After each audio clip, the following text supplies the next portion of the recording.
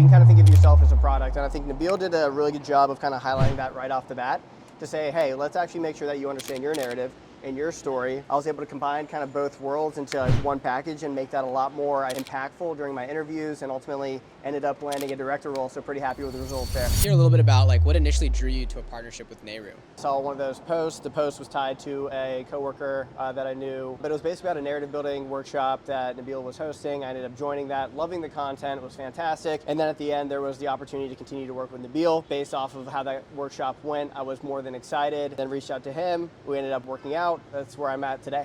And where were you at in your career that made it make sense to go and attend this workshop? I kind of had a light bulb moment, I think, potentially during that workshop itself, where I was like, hey, I should probably be doing a better job of benchmarking myself against the industry. So how do I do that, right?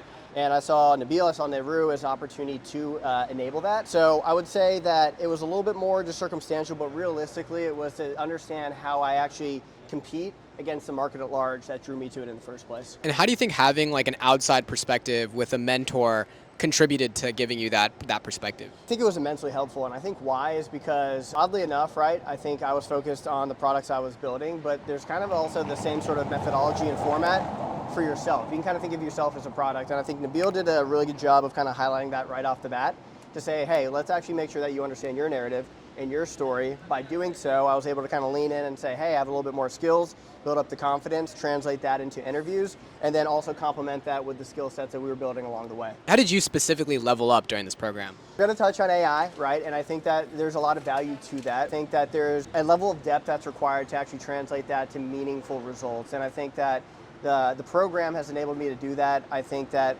specifically with actually building a project and actually having kind of a North Star to measure those skills against is super, super helpful. And then I also think that at the same time too, it's understanding what AI represents in the workplace. One of the cool things about watching your program and hearing about your story was that you not only got to learn new skills, but you were able to apply them pretty quickly to actually get a new role for yourself. So can you tell us a little bit about the key skills that you developed during Nehru that actually helped you in your job search? For the most part, it is going to be some of the previous points, but I think it was understanding, right, like myself. And like I mentioned previously, thinking of myself almost as a product as well, going through understanding skills, competencies, areas of experience, but then also understanding about what really I wanted to achieve in a future role, position, and with my career. By combining that with actually like in-market skills, like of course the AI, but then also making sure that I actually had depth to that, so actually breaking down the models, understanding the mechanics of it, I was able to combine kind of both worlds into one package and make that a lot more, I think, impactful during my interviews, and ultimately ended up landing a director role, so pretty happy with the results there. I think like a lot of people who watch this video are going to wonder, how should they be thinking about looking for help when they are going through that pretty intense recruiting process right now in the market? I know that there's going to be a lot of focus on getting that job, and I think that that makes a lot of sense, right? You want to make sure that you're pulling in some cash, but I think that what's really cool here is that once that moment happens, and I guarantee it definitely will happen with the team that you've assembled, that you continue that relationship, right? It's not a one and done, it's not transactional. Basically, you get a coach, you get a friend, you get basically someone who is willing to partner with you for the rest of your career, tap into that knowledge and make sure that you are on track and that you are staying close to the in-demand markets, skills, things like that within the product management industry. Could you dive a little bit into the interview prep process and the like resume review that was like unique and helpful from specifically in Nehru? There's a full-on resume blitz that's going to happen. I think I was confident being like, man, I got a good resume. Wrong. I think it got sliced, diced, hibachi styled, but the end result was something that was really, really impactful. You take that, that's already cool, but then there's also a question bank, right, that comes along with that resume to say, let's take your most significant, your coolest projects, let's build out basically a bank of responses to different questions that play into that. And so you're at the point where not that necessarily you've rehearsed them, but you feel so much more confident in your history and what you've been able to deliver so far that the interviews just almost they become second nature. So those pieces were absolutely massive. You factor in also the fact that you can talk the talk with some of the upcoming skills or in-demand skills, and you just have a recipe for success. Speak a little bit more to that and some of the emotional aspects of just the job search and how PMs are feeling right now, and maybe give a little bit words of advice and assurance. I think right now, just maybe because of what we've already talked about with the AI and stuff like that, is that you can get knowledge in a lot of different areas pretty quickly. What I would say is don't necessarily try and fit yourself to the job description that you're applying for, make sure that the jobs that you're applying for kind of fit within yourself. And I know that maybe is already touched on, but truly taking a second, kind of taking a step back and understanding yourself more. I think that spending time building out yourself, understanding like where you want to go is kind of that enabling point to make sure that you land a career that you're actually interested in. I found myself applying to just about any position that was open.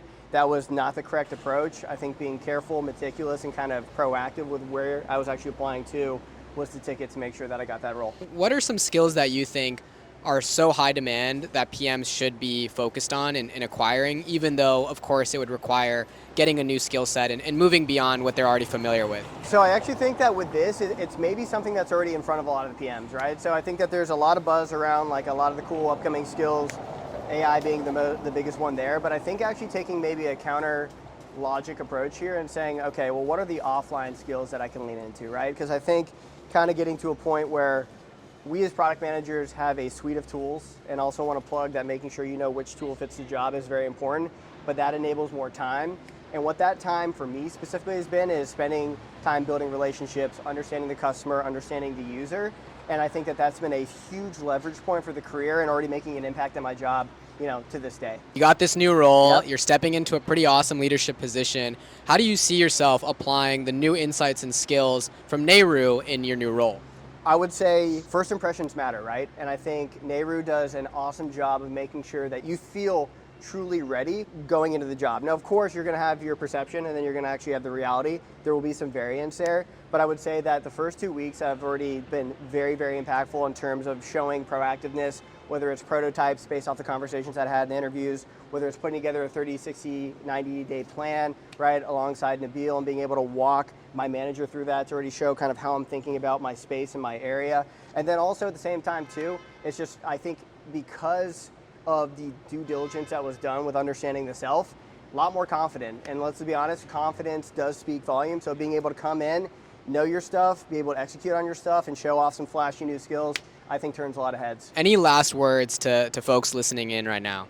I mean, I think that there's a reason why certain skills are buzzing. I would say truly fundamentals matter more than anything else. It's just like any sport that you play. If you're playing baseball and you can't catch, you can't throw, then you're never going to be a superstar. So definitely spend time to own those skills, but realistically make sure that you know your fundamentals and that your core, your foundation is as strong as can be. And side note, job search, once again, we'll plug it's hard, but I guarantee you there's light at the end of the tunnel, and Nehru and Nabil and the team can get you there.